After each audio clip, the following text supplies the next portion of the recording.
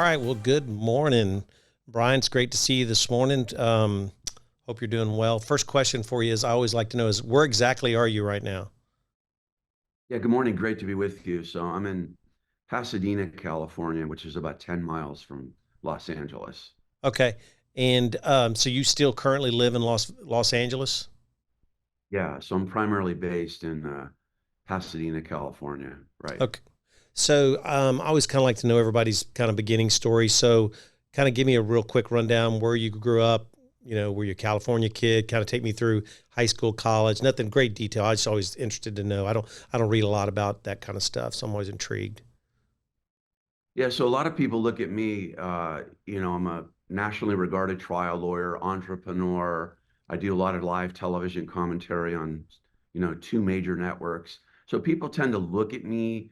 I dress well, I like clothes, and they think that I came from a big city and I've got this hip kind of big city vibe. And it's actually the converse of that, which throws people off. I grew up in a really small town in Western Pennsylvania, about 40 miles from Pittsburgh, called Latrobe. The town of Latrobe, that's where Arnie Palmer was from, the golfer, and Yeah. then the Steelers, Pittsburgh Steelers train there every summer. So that's our claim to fame in Latrobe. But get this, I didn't even grow up in the town of Latrobe. I grew up in a suburb of Latrobe called Lawson Heights. And when I wrote my book called Break the Code of Silence, that's out right now, uh, my ghostwriter, Marilyn Scott, forced me to go look at how many people live in the town of Lawson Heights.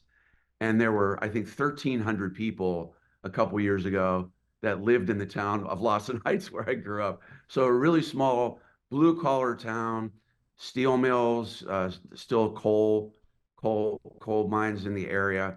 It's changed a bit now to a little bit more white collar, but I definitely came from a very, very humble beginning where we didn't really have a lot. My dad was a decorated war hero in the Army, a major in the Army, but he wasn't around much. And then my mom was in the first female Marine Corps. She was one of the first females, and that's how they met. But she died when I was very young, at the age of 12, Oh, wow. after two really bad bouts of breast cancer. And I think that's important for your listeners to know and viewers because I kind of self-motivated myself. I really had to drum up the courage, the energy, the vision to be successful. I didn't have anybody. I have very little memory of my mom. And like I said, my dad really wasn't around at all and at times was verbally abusive toward me, and sometimes physically as well. So, and that's why I wrote the book, Break the Code of Silence. And then I was an average student. I played a lot of sports in high school, baseball, basketball, and I, by the grace of God, got into Penn State University, got into main campus. But I'll never forget the time where I went to orientation, and they had this screen up on there based on my grades. My dad actually helped me get in there, by the way. It's the only thing he really did for me. He didn't give me a penny toward college, law school. He didn't help me at all with that. One thing he did, he wrote a letter to a state congressman. I got in main campus, right? But I go to the orientation and they had predicted me to fail and drop out by the beginning of my sophomore year. So I was already like an outcast, kind of like the black sheep growing up. Like I'm against all odds, to make it through Penn State, let alone get into a good law school. But it's important for everybody to know that I hustled. I'm a hustler. I'm determined. I did really crappy my first year at Penn State, mainly because I was getting adjusted from, going from a small town into a really big university. But man, I really dialed it up my sophomore year to senior year. Finished with like a 3.55, and then I applied to the law school I really wanted to go to was Villanova Law School Oh, wow. Yeah. in Philadelphia, and I applied, and guess what? I did not get in when I tried. I graduated from college at 20, so I said, you know what? I'm going to go out and hustle and do something unique, and then I'm going to try to get into Villanova the following year. And then I did, man. I sent in resumes to congressmen in D.C. and believe it or not, got an interview with a congressman who passed away recently, 𝗕𝗱𝗲. He covers the area of central Pennsylvania. I was just knocking on doors, got an internship with him, spent a year in DC, doing that as a junior legislative assistant. And lo and behold, I wrote a letter to Villanova when I applied again and said, hey, look at what I did. I'm really, determined to be an impactful person when I grow up. And I got into Villanova off the waiting list and spent 3 years there. And then I packed my bags for California, left half my belongings back in my sister's house in central Pennsylvania, moved to California, literally, not kidding you, with less than $100 in my pocket, looking for a law job. I stayed at a family's home for the first 6 months to a year doing gardening work while landscape work, while I tried to get a job as a lawyer. Well, I had to take the bar exam, by the way, in California. And believe it or not, 2 weeks before the first bar exam I took, I had my bag of study guides stolen at a library at UCLA. I went to get something to eat, left my bag in there. Somebody stole it. I remember being on a phone call with my sister, like saying, this isn't meant to be. I don't think I can do this. I'm going to flunk this exam. Maybe I should come back to PA. I did flunk the exam. So I did not pass the California bar exam the first time. But look, that was a teachable moment for me. I had to really tighten up my belt. And I said, look, I'm gonna power through this. I'm gonna try to get a place far away from the city and just study and disappear for 3 months. Got this little studio near Pepperdine University, which is up the coast in California. Just studied for 3 months, passed the bar exam the second time, landed a job with an LA. So I'm a trial lawyer with a litigation firm. So that's how I started in California. And then, boy, it's just been an incredible journey from there to eventually owning. So I own my own law firm now. I've owned my own firm for over 12, probably going on 15 years now. And I would encourage anybody listening, watching this, get out of your lane, try something different, try to run your own business. What I tell people is, even if I lost everything I had tomorrow, if I lost all my cases, wasn't lawyering anymore, I would never go back to working for somebody else. I would find another vocation and I would be the owner or co-owner of that business. There's nothing like it. So you were a partner at a very young age, and then 2006 you left that firm. So what was that switch? What made you change? That's a fantastic question because one piece of advice I tell people when they want to start their own business, I firmly believe this. You have to have an organic, authentic passion for what you're doing. You can't wake up and say, I'm going to start my business because I want to make money. I think that's a recipe for failure. You've got to get up and say, I want to do this because I love doing it. And why do I love doing it? For me, it was about impact. It was a spiritual awakening for me in '06. I had my daughter Alana was born, so I had my first daughter born. Things weren't working out with mom. Things didn't work out with her. We didn't get married. So here I was sitting in my house with a one to 1.5 year old baby, fighting for custody. And I was a named partner. So I was on the 40th floor of an LA downtown skyscraper. You can believe that. From my office, you could see the Hollywood sign, right? Making $300K a year at the time, plus bonuses. I mean, most people would have died to have that, right? And you walk off the elevator, there's my name right there on the wall. And I got to tell you, I'd say about 2 weeks before I quit, I had gone to a sermon. So I'm Christian by faith, but I went to a sermon. My pastor, Jim Reeve, he was talking about how if it's possible in your life to integrate your faith, whatever your faith is, whatever your viewers, listeners, whatever their faith might be, if you can integrate that faith into your vocation, then you should do that. You're missing out on life, he said. And I went home, I'm like, man, have I been doing that? And I came to this epiphany that all I was doing was I was a big shot lawyer in LA, winning. I must have won like 15 jury trials in a row, right? So I'm like, I'm this big shot trial lawyer. But I was looking in the mirror then, I'm like, well, what was I doing? I was representing big businesses. I was representing corporations. I was representing government entities, and I was winning cases against people that had been injured. And so I was like, wait a minute, maybe these people were injured. And I think this is winning in life. Maybe it's not winning.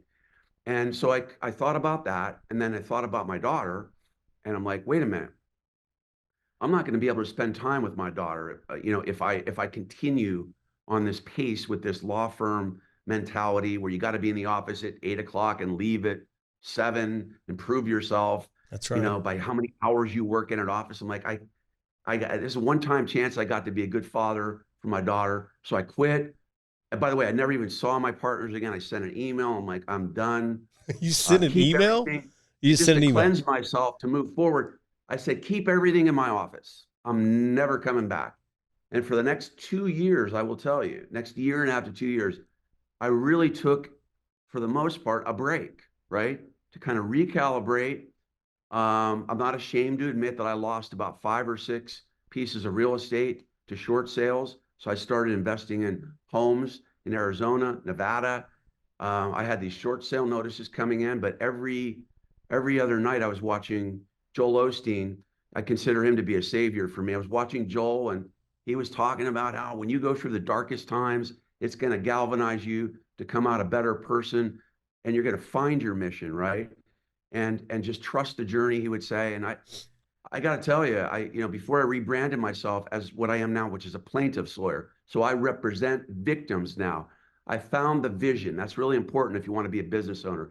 You've got to find that authentic vision. And my mantra that I live by when I speak, I do speaking engagements. My favorite mantra is you've got to put the mission ahead of the money. If you think about that, mission before money. Before that, I was putting money before mission, wasn't fulfilled, wasn't happy. When I started putting the mission first, which for me at the time was helping victims of sexual abuse, because I had a little girl, I got involved in this big sexual abuse case. That became my mission. But I got to tell you, I've been super blessed ever since then, rebranding myself. I started doing TV commentary. That gets to the issue of branding. If you want to start running a business, you got to learn, you got to know in your head, how am I going to brand this? How am I going to elevate my business? How am I going to get my message out to the community? And I started doing national TV commentary. I know almost all of the local TV reporters, bookers for my own cases, right? So I get a big case, I do a press release, I get it off, I go talk about it. And I just created this buzz about, me, what I'm doing, why I'm doing it. And it's really led to being super blessed. So something that I read too, I thought was very intriguing. Don't know a lot about attorneys, and obviously not all attorneys have the greatest reputation, and is that you get real personal with your clients, and that struck me that you took the time, because you think of most people like myself, we think of attorneys or someone just trying to get money and hopefully help me make some money. Why is it that you said the mission before the money? Is that why you try to get so personal with these people and understand them? Yeah, absolutely. That's a great question. I don't think you can be an authentic, good trial lawyer unless you are stepping into the shoes of the victim. And the dark beauty of my journey is that I was also a victim, as I alluded to, of a ton of emotional abuse by my father, but also some physical abuse. He was a functional alcoholic, and I remember one night where he kind of beat my door down, and I wake up and I was a teenager and had a gun to my head, and I didn't die, but I will tell you that I was kind of recoiled like an embryo and a fetus inside a womb, and I was just like covering my head, and I'm like, um, I hope this isn't it, right? So my point of sharing that story is later on in life, then I felt a calling because I went through some of that trauma that a lot of these victims have been going through. I wasn't sexually molested by my father, but I was certainly abandoned, abused, and tossed out to the wolves. And so I intrinsically have this desire to connect with people who have endured trauma. Another thing that changed my vision on that too is I was a survivor of the Las Vegas shooting. I think we're at like 7 years ago.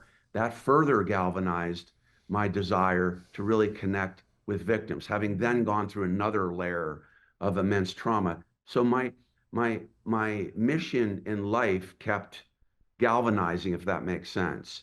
I felt like what really got me through all this was I kept feeling like I'm going through this for a reason, right? Because I've always been asked, like, how could you continue on? Your mom was dead. Your dad had a gun to your head. Your dad called you a loser thousands of times. Your dad told you thousands of times, you will never amount to anybody. You're a nobody, dude. How does somebody endure that? Well, it's because you think that there is a reason behind everything happening to you. And I think that's where I think people can really glean something from what we're talking about today. When you see something happen, it's not good, it's traumatic, it's difficult for you to handle. Instead of wallowing in the pity, right? Why is this happening to me? Oh my God.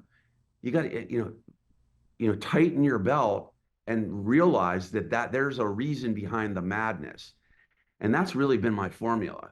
I do feel like a black sheep, and I kind of revere that now, if that makes sense.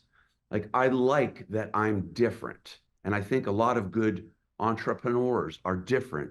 We're talking about my journey. Nobody would ever think I went through all this, but man, that really all of this has really helped me get into the shoes, back to your question, of clients. And then people want to come back and hire us because I'll give you an example. I represent a sexual abuse victim. I don't tell them you can only call me from 9 to 5.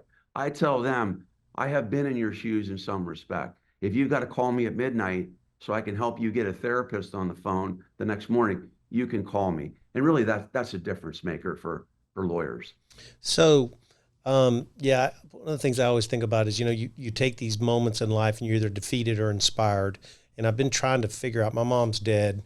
And I wonder back, so when you were going back, like that moment when your dad did that to you, it's clarity now, right? You're older. We can all look back and go, oh, was there ever a moment in your life that that you knew that it was okay, or did it just build over time? It's a hard question to ask because I look at that. You talk about the silence too. So I think about things that happened to me, and I carried kind of a chip on my shoulder. There was a couple of situations that and I'm thankful it happened, but at the time, I don't know that I knew it. Do you think you knew it at the time, or do you think it just evolved over your life? Like, I mean, to motivate you, like your dad doing that, like, I always say, I'm never going to let that happen again. I don't remember saying it then, but I remember saying it later. Was it sooner, or did it happen as you evolved and That's a made you that? fantastic question. So I think it's twofold. I think at the time I was going through that trauma and abuse, I didn't necessarily say to myself, I'm never going to let this happen again. Right. That didn't come until later, like when I'm an adult and I'm Right. writing a Yeah. book, and I'm like, I'm writing a book now because I want people to know I know what they went through, and this can't happen again. We've got to speak up, right? Because we were dead silent. My little sister and I were terrified to say anything. My dad was a decorated war hero. He was a local politician. Who's going to believe two little kids versus this war hero? So it wasn't so much I'm going to make sure this doesn't happen again. You know what I was doing? I was chalking all this up to, I'm going to get my freaking ass out of this town, out of this house. I'll do whatever I got to do to get away from this horrible abuse in this house. It was a motivator. I'm like, let me just survive till I graduate from high school. But it continued, by the way. It continued through high school into Penn State, which I have to admit to you, made me then start doubting, like, I kind of fell back a little bit, like, is this my destiny, right? So I was actually going the opposite way for a Mm-hmm. while. What I mean by that, to share a very personal story, I think it was my sophomore year at Penn State. I'd come home for the holiday, right? Guess I was still yearning coming back to a home that might be normal, never was. Whenever I'd always come back from my break, there'd be nobody home. I remember one occasion I came back, the house is dark and locked, and my dad's at the local bar. So I knew where to go to find him. He's at a bar. How would you feel I'm still a teenager coming home thinking, hey, welcome home. Welcome home to a dark house, no key to get in, and trying to find your dad at a bar, right? So that happened. Then the next day, my brother's visiting. He was in the military. That's why my dad really despised me, because I never did the military. Yep. And my brother did, my sister did, my mom before she died was in the military. I said, I'm not, I don't want to do the military. So my dad kind of held that against me. But getting back to that point, he always said that my brother was better than me, right? And what happened then, when I was a sophomore over Christmas break, like I think it was the next night, I was just hanging out in my room, and my brother came by, and the two of them were drinking, and I was just kind of holed up in my bedroom, and I was trying to call my friend Mark Burkhart, try to get out of the house, couldn't find him. Long story short, my dad knocks on the door. He knocks on my door, and I open the door, and he's like, "You're coming out to the front yard." And I'm like, "What are you talking about?" And by the way, this is in December. There was a little bit of snow on the ground in Pennsylvania. It's Cold cold. out, right? People Yeah. need to know that because I didn't have time to put on my shoes. So I'm in like a pair of sweatpants. I think I had a sweatshirt on and socks. I didn't have time to grab my shoes. He's like, "You're coming out front." And I saw my brother coming behind me. So I kind of sensed we had to go down two little stairwells, and I'll never forget. Talk about a defining moment, like you're asking me about. Like when I knew there was a moment where I knew I was somehow going to escape this torture that I was living in and make something out of myself. It was when I was walking down those stairs, and I said to myself, I'm going to fight back. Like I knew he was going to put my brother against me, right, and try to prove that my brother's better than me. And I'll never forget. I'm like, man, I'm gonna fight. I'm not gonna be a wimp. I'm not gonna. My brother's bigger than my brother. By the way, I was thin. I was thin. I was thin, and some people think now that I was pretty thin because we didn't have all food all the time. But I was really thin, meek. My brother was thick, bigger, was a wrestler. So I'm imagine going down, imagine you're Yeah. going down the stairs Yeah. and thinking this. I was thinking of a strategy, right? I'm like, he's bigger, he's internally stronger. I'm fast. I'm going to get out in the front yard. I'm going to keep my distance so he can't get my body and get me on the ground. And I'm going to punch him in and out and then pull back, right? I have this strategy in place. But as I'm walking out the front door on the front porch, my brother Cole cocks me from behind, hits me in the side of the temple. I fall down into the snow, and I'm toast at that point. It never was a fair fight. And I'll never forget him. My brother, this is the defining moment. My brother is hitting me while I'm on the ground, and then at one point had his thumb like under your throat, and I Oh yeah. was having trouble breathing. And I'll never forget looking up in the yard, and there's the major like this. His arms were crossed, and I will tell you that I will never forget that vision because that was a motivator. I'm like, these people are against me, and I'm going to prove them wrong. So it's more, I'm going to prove all these folks wrong. You have a father, a mom dead, and you got your only relative, your only parent left, and he could have very well watched me die in that front yard. That's what I took away from that. And I'm like, guess what? I'm going to get as far away from this as I can. I'm going to kick ass. I'm going to go be something. And when he goes to his grave, maybe one day he'll be bragging to all his drinking buddies about how I succeeded. So that's how I turned that madness into something motivating. Wow. Yeah, I could see that one definitely putting you in a different spot, a mindset. So something that I've never seen before, as I was reading through your stuff this morning and last night, was you talked about the silence, and you talked about you not talking about, your dad.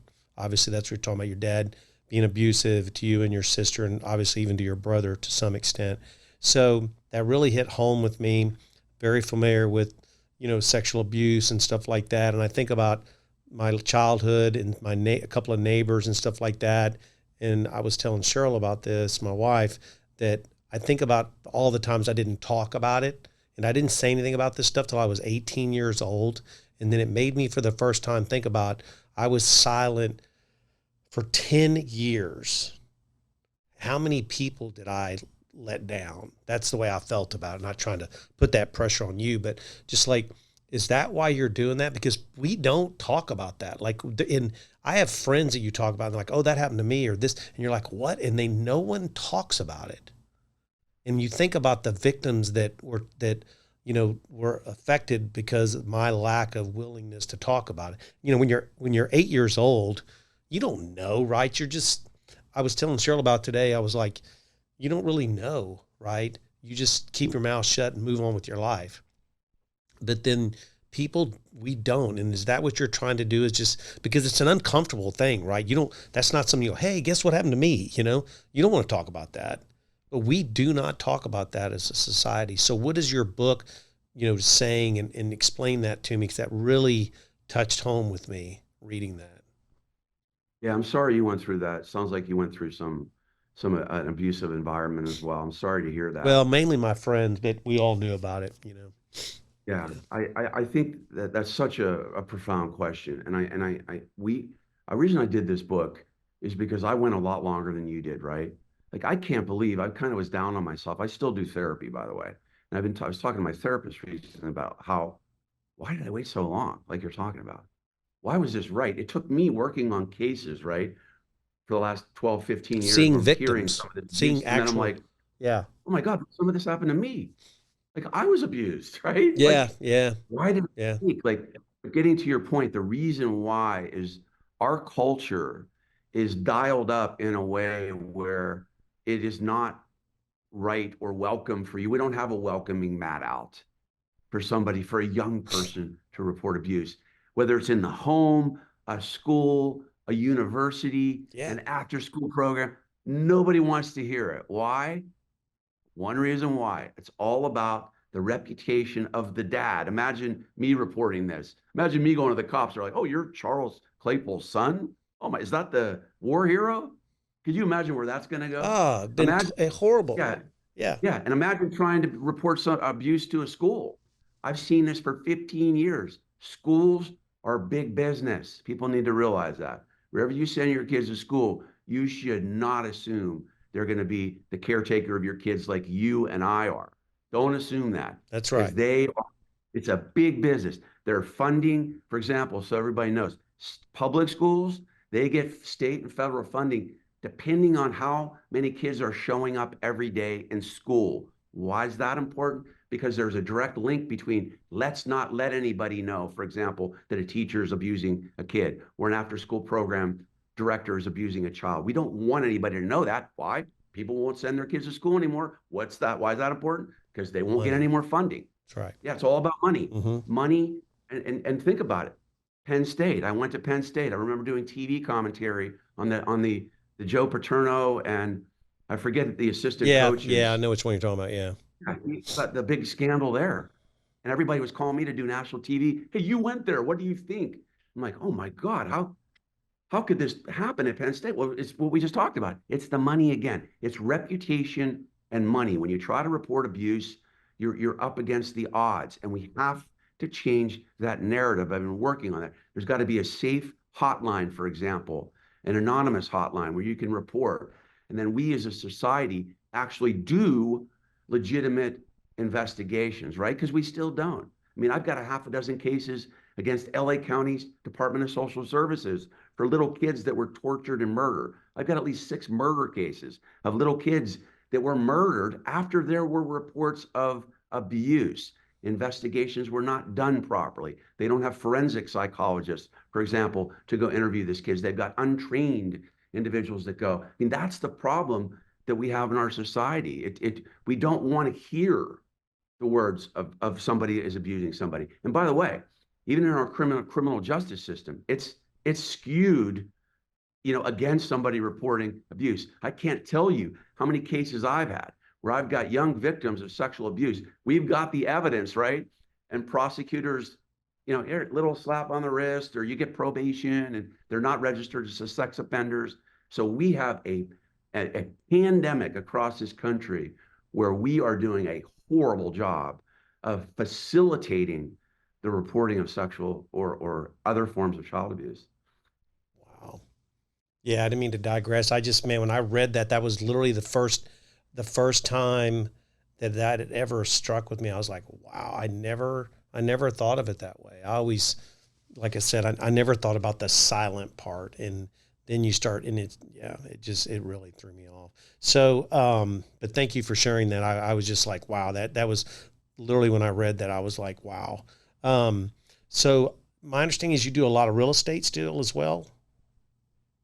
Yeah, real estate's been a real saving grace for me. Remember that story I told you a few minutes ago about Short sales. losing some of my Mm-hmm. properties on short sales. And remember I told you I had quit my job for almost 2 years just to be with my little girl. what saved me were some commercial properties I own in Austin, Texas. So I Austin? encourage, Wow, that's my yeah, I've got hometown. property, I've got three commercial properties in Austin, Texas, and I started buying there, you know, way before, the market kind of caught up to itself. But I would really encourage anybody, listening, watching your podcast to consider real estate. And why do I say that? And before I even talk about real estate, I think something that would help everybody is what's helped me be successful and become an entrepreneur. And at some point before we're done, I'd like to talk about a company I co-own called Hopscotch. Okay. It's an immersive company.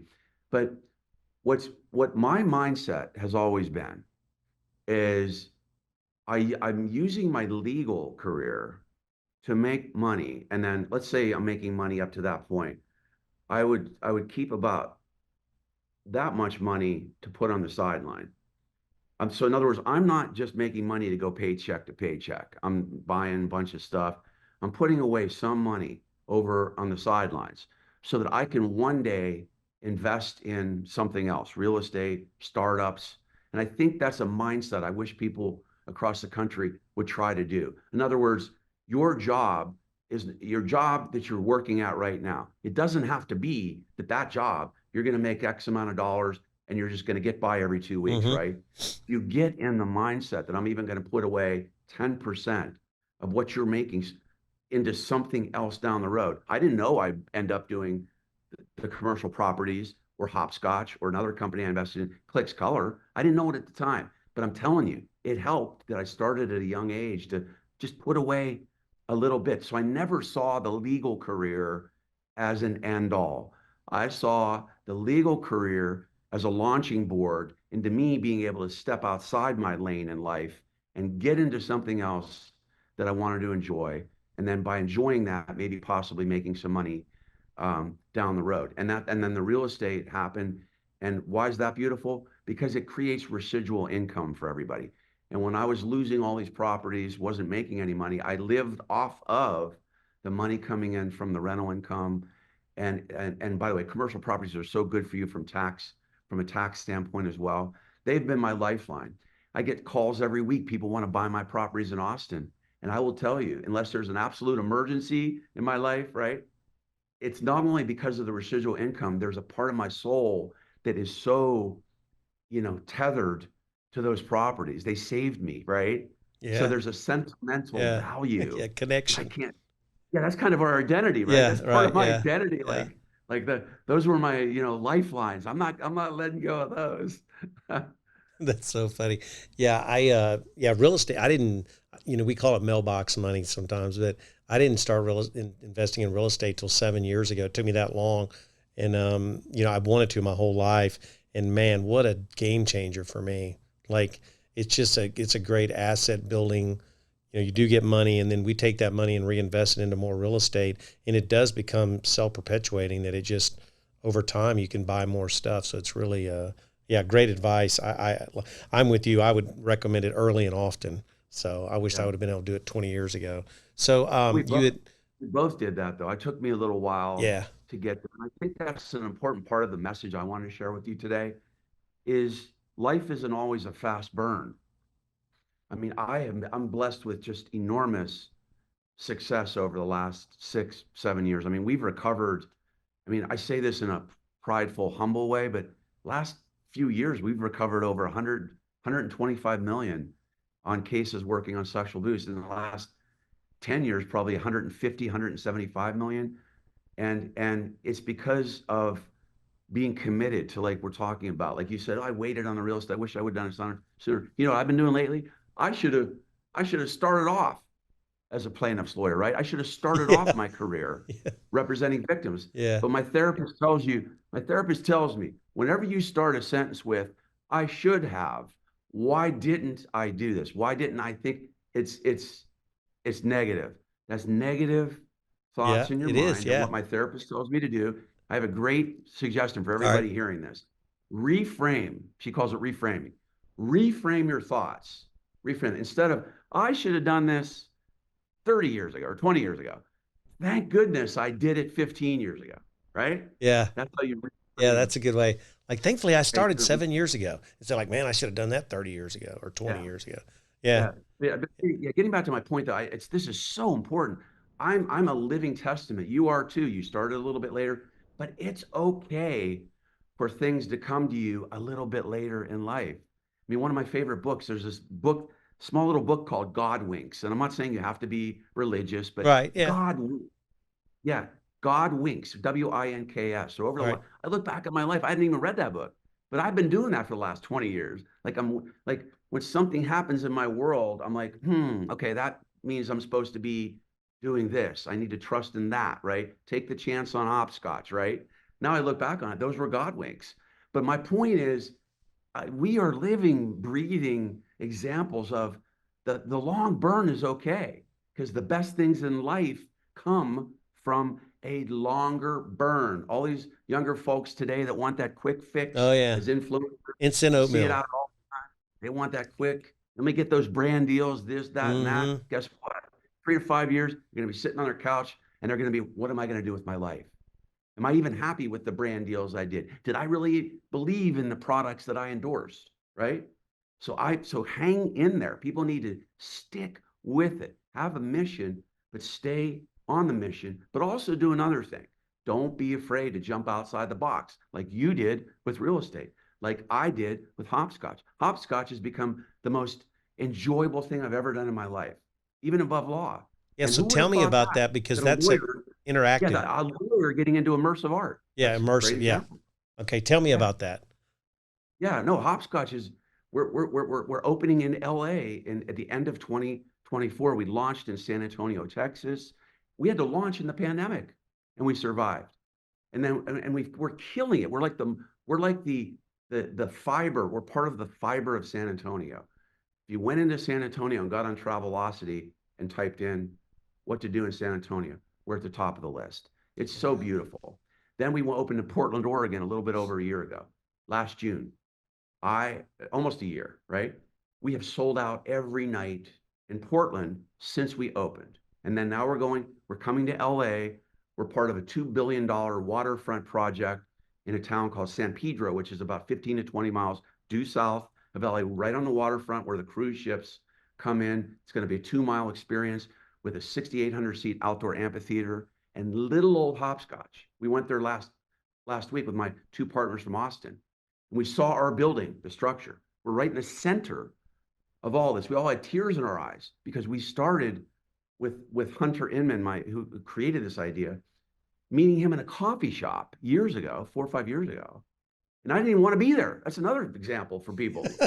Like, Yeah. my buddy Josh in Austin's like, hey, I want you to meet this dude. He's a good buddy of mine. He's a tech guru, but he's got this great idea for a startup. And I was like, it was about 6 or 8 months after the Vegas shooting, right?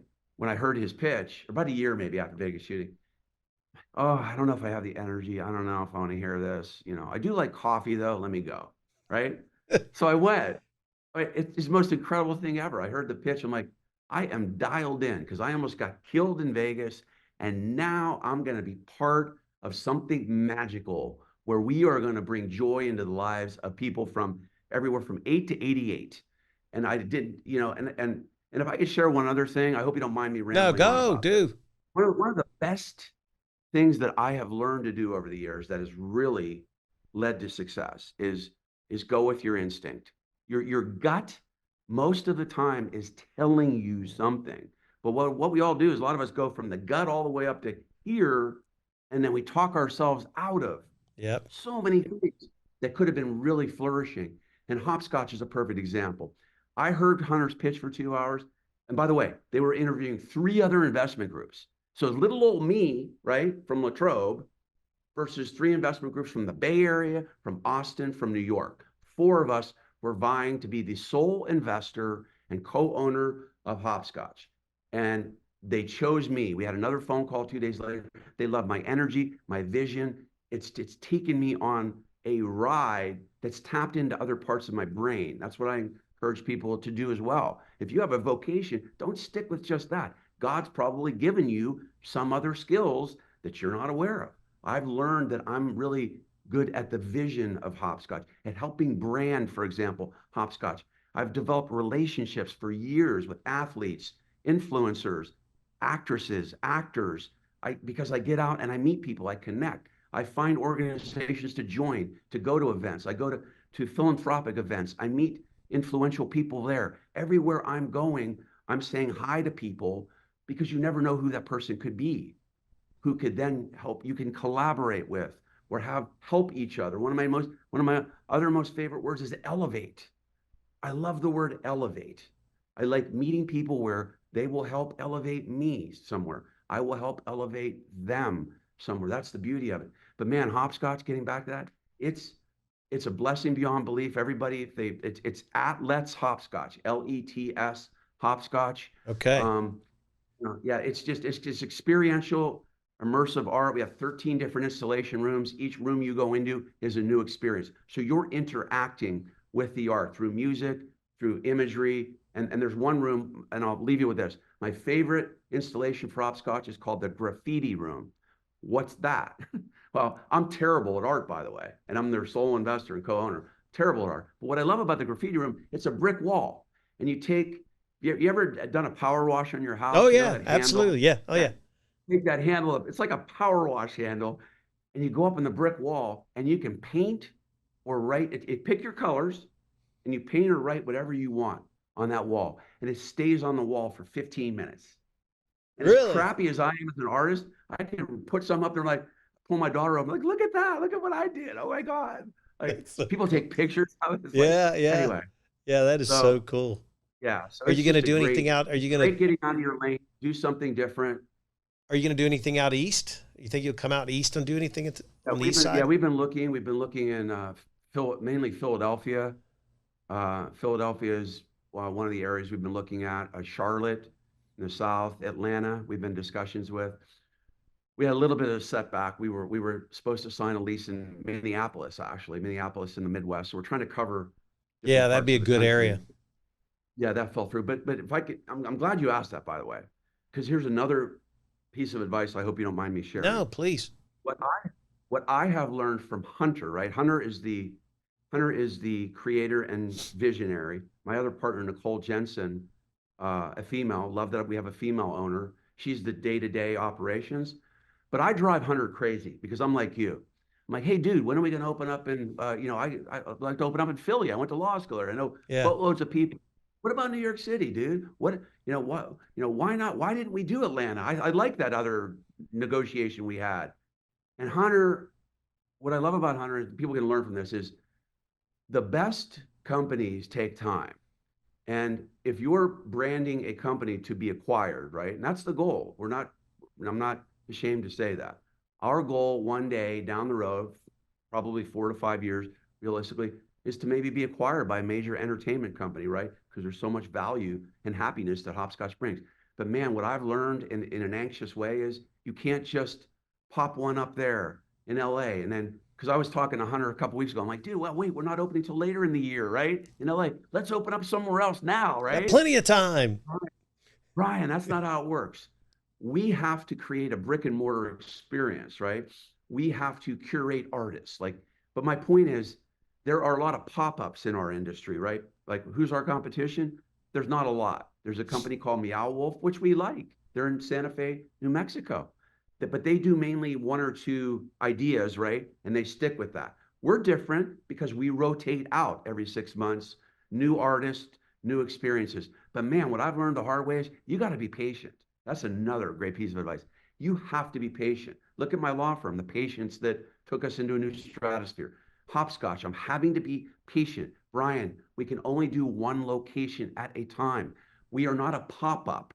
If you see, I'll send you guys the picture of the warehouse we're in Please. at this $2 billion development. I mean, we went and saw it the other day. We were all in tears. We're like, oh my God, look how beautiful it is in here. It's got a warehouse kind of vibe, right? The roof goes like this. We're all thinking, where's this room going to go? Where's that room going to go? Man, that takes months, sometimes a year or more to build out with perfection because we want to have a brand that's going to impact people when they come in. Why? They come back. They post on Instagram, social media about it. We want this to be an indelible experience, not a one and done, right? One and dones are the pop-ups. Have you heard of those? They come in town, Oh like yeah. Van Gogh did it for a Mm-hmm. while. Come in town for 6 weeks. Oh yeah, they're sold out, but the quality of that experience in no way can ever parallel what we're doing. And that's what I've had to learn the hard way is sometimes blowing up your businesses too quick in too many cities can lead to your company actually failing. So patience is a virtue. Patience. Well, in closing then, so we always close out with this final one. So this incredible journey you've taken me on today, which has been, we've been kind of all over the place, which has been great for me. So during this journey, do you think you were born or do you think you were made during this process to be where you are today? By the way, I love the theme of your show. That's such a beautiful question. And I've been thinking about it, and I believe I was made, not born. That said, though, I'm sure there's people out there who were born leaders, who were born entrepreneurs, who were born to be successful in the way you and I are. But I will tell you, because of the kind of the abusive upbringing I had and the death of my mom when I was little, I was in this survival mode for so many years, right? So I have to, full disclosure, I don't think I was really born with this. I think what's beautiful about it is kind of that, what I told you about 𝗕𝗱𝗃, right? It's beautiful that I was made. And I took all these different paths to get to a point where, like you mentioned, where I woke up one day and quit, right? That's why I was made, right? I can't get on here and brag on your show and tell you, oh yeah, man, I was a little kid. I was dreaming of being a big time lawyer, Yeah. big time business owner. Yeah. Dude, I wasn't thinking about that. I was thinking about surviving. I was say living right? Tomorrow. Yeah. Exactly. Yeah. Where's my next meal coming from, right? My nickname in high school was Boots because I wore one pair of high top shoes, right? Like I wore the same pair of high top shoes to school and they called me Boots, right? So that's my point. In those earlier years, I'm just getting by, like trying to make sense of the world. Why are these bad things happening to me? And then turning that into a motivator and then actually having a daughter born to quitting a job that nobody on this planet would ever quit. And then that's when I really feel like I was made, right? That sermon I went to, right? Yeah. Right. Yeah. The mission ahead of the money. That's where I really feel like I was made. But I'm not ashamed of that. I'm actually proud of the fact I really admire people that were born leaders like Bill Gates and all those folks. They probably were born, right? I get that. But look, I'm equally proud of all those people out there. I don't care what your age is. You can make this happen later in life. And I'm actually more fulfilled that I was kind of made, right? That I had to connect all of those dots to get to this point. There's just like, I think like an overflow of fulfillment when you do it that way. Wow. That's great. Well, that's a great way to end it. Thank you so much for your time. I'm really excited about your, it's called Hopscotch. Yeah, Hopscotch. Yeah, so you could literally go. You could literally go every year. Like if you want to have a summer, that would be because it changes every 6 months. It would be new every year. Wow, that's actually a great idea. Right. And just before I finish, in Portland, we have so many. We have artificial intelligence on who comes in, who doesn't. We send them emails to get reviews. And by the way, real quick, I know I'm going late, but that's another way to build a business. Reviews. People miss that. Nicole Jensen. She emails every person who comes in, give us a review. We take those 5-star reviews we get at the top of the list. When you go on your phone, what to do in Portland, San Antonio, LA, we're there because we engender that kind of relationship with our folks. And like you said, people are coming back in Portland like a month or two later. We also have a bar, really unique drinks, and we hired a TV celebrity chef in Portland for our menu in Portland. So people are coming back, we're refreshing it, and I couldn't be more excited about it. It's such a blessing. But check it out if you're in any of those cities. All right, we'll make sure and get that up there whenever we post our podcast. Thank you very much. Again, appreciate your time. Great talking to you. Really enjoyed it. Thank you. Great show. Thank you. Thank you very much. Take care.